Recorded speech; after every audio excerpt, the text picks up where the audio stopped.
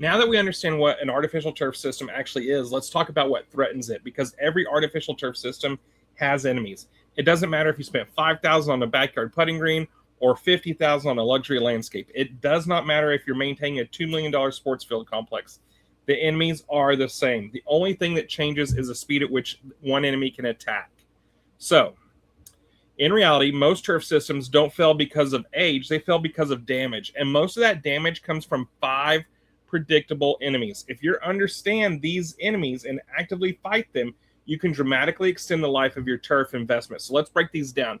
Enemy number 1 is going to be compaction. If I could pick one issue responsible for more turf problems than any other, it would be compaction, not UV, not dogs, not weather. Compaction. In fact, I would estimate that more than 70% of service calls I receive could be traced to some kind of compaction issue. What is compaction? Compaction occurs when pressure is repeatedly applied to the turf system. Every time someone walks on the turf, every dog, every child playing football, every chair, every table, every golf cart, every lawn game, every soccer practice, every graduation party, every single activity compresses the turf system. The infill particles begin packing tighter and tighter together over time. These tiny spaces in between the particles disappear, and that's when the problem starts. What happens when infill compacts? Imagine taking a fluffy pillow, placing it on the floor. Now stand on it. The pillow compresses. It becomes thinner, loses the ability to cushion. The same thing happens to your turf infill. As infill compacts, fiber begins laying over. The infill is what supports your whole system. So it has to have the ability to stand upright. The fibers often just need support restored. Turf becomes harder. This is especially dangerous on, your playgrounds, especially your sports fields. We got to keep a Hick index and Gmax for your everything, right? Daycare facilities, your dog parks even. As compaction increases, shock absorption decreases. The surface becomes firmer. Falls become more impactful. Player safety decreases. Comfort decreases. Drainage slows down. Many people don't realize drainage is directly connected to compaction. What are the spaces between infill particles? When those spaces disappear, your drainage is going to disappear. You're going to have standing water, slower drainage, increased bacteria growth, and possibly that odor potential of growth that you start smelling from your animals. Appearance suffers. Compacted turf often looks flat, worn out, tired. It just makes it look old.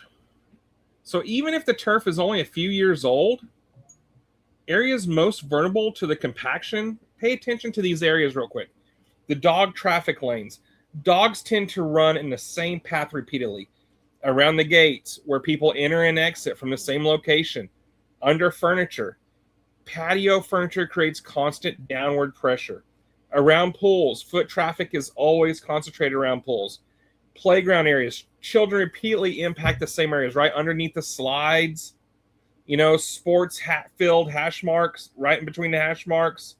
This is how you're going to fight the compaction. The solution is grooming and fiber lifting. This is where products like the FiberLift Pro, the Turf Power Sweep, the Turf Static Sweep become incredibly valuable.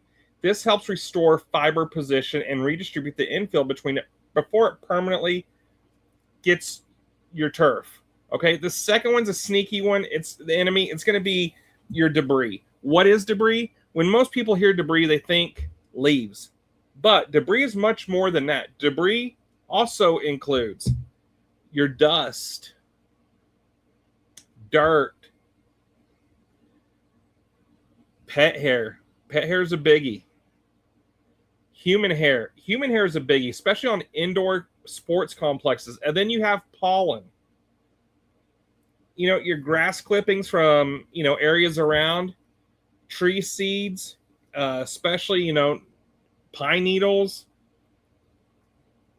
And then around your grass, you're going to have mulch. Mulch will get in there. And then, if you have, wedding venue like food crumbs, insects, Organic particles. Every day, small amounts enter this turf system. One piece isn't a problem. Thousands become a problem. How debris builds up? Think of your artificial turf like a giant filter. Every time the wind blows, particles land on the surface. Every time someone walks across the turf, particles are tracked onto the surface. Every time a dog comes inside, right? Over months and years, that material begins working deeper and deeper into the turf system. Eventually, it reaches the infill. Once it reaches the infill, removal becomes more and more difficult. Why debris is dangerous? Debris creates three major problems. Problem one, reduced drainage. All this organic is going to slow the drainage. Problem two, increased bacteria growth. Organic debris becomes fast food for bacteria. Bacteria love food. Problem three, increased odors. Debris decomposes. As it decomposes, odors issue often develop, especially in pet environments. The hidden debris problem, one of the biggest issues I see is pet hair, right? Like what I said earlier. Pet hair becomes trapped in the fibers. A leaf blower often will not remove it. Rain won't remove it. Garden hose won't remove it. That's where the turf static sweep becomes incredibly useful. Its silicone bristles will get that pet hair. It will get the fine dust. It will even get that pollen, especially with the squeegee side, the small debris, and then especially around the edges and tight spaces. Your enemy number three is going to be organic contamination. Organic contamination. Well, let's say, what is organic contamination? It's going to include your pet urine, the pet waste residue, your food spills that you might have, the beverage spills that you will have, and then mold, mildew, bacteria, even sweat, your body oils, blood, organic debris. Essentially anything biological, right? Why organic contamination matters? The contamination itself isn't always the problem. What creates the problem? It creates food. And wherever food exists, guess what? Bacteria are going to follow. The science of turf odor, many people believe urine causes odor. That's not entirely true. Fresh urine typically has minimal odor. The smell develops when bacteria begins breaking down. The bacteria creates gases. Those gases create odor. The odor isn't coming from the urine. It's coming from the bacterial activity. That's a major distinction. High-risk areas will be dog relief areas, the number one offender, dog daycares, heavy concentration of organic contamination, apartment pet complexes, sports fields, sweat, body oils, blood, and organic debris accumulate. Restaurants and rooftop venues, you're going to have your food and beverage spills, which create this contamination. And this is how you're going to fight it. Okay? This is why Turf Animal was developed. Turf Animal utilizes live enzyme technology to break down organic contamination before it becomes a major issue.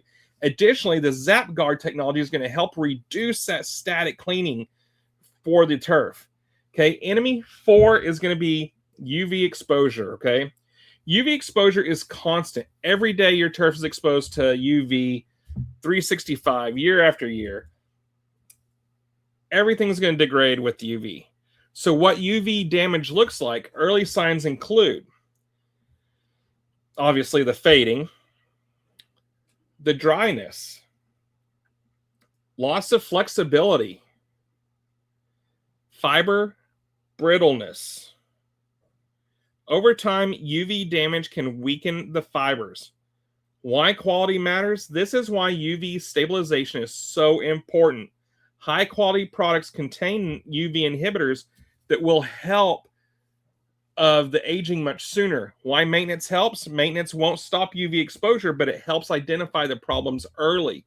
Routine inspections allow you to spot seam failures, fiber damage, your wear patterns. And then also the traffic issues, right? So before they become expensive repairs, enemy number 5 is going to be your neglect. Now let's talk about the most dangerous enemy of all, neglect, because neglect magnifies every other enemy.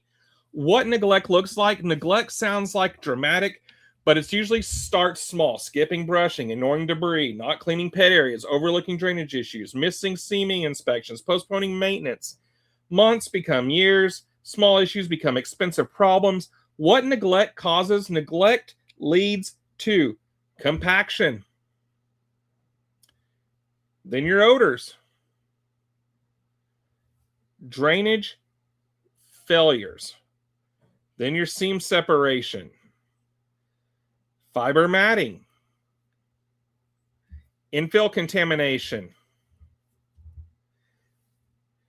And this makes a reduced lifespan of your turf. The most expensive service call, the most expensive maintenance call is always the one that's delayed too long. A minor issue caught early might cost minutes to fix. The same issue ignored for years could require partial placement. Okay, so here's what I want everyone listening to remember. Artificial turf doesn't usually fail because of one catastrophic event. It fails because small issues are allowed to compound. Compaction becomes matting. Matting traps debris. Debris creates contamination. Contamination creates bacteria. Bacteria create odors. Odors create complaints. And all of this could be prevented with a good maintenance. The good news, every enemy we discussed today is manageable with routine inspections. You keep these 5 enemies under control and dramatically extend the life, appearance, safety, and performance of your artificial turf investment with a good maintenance program.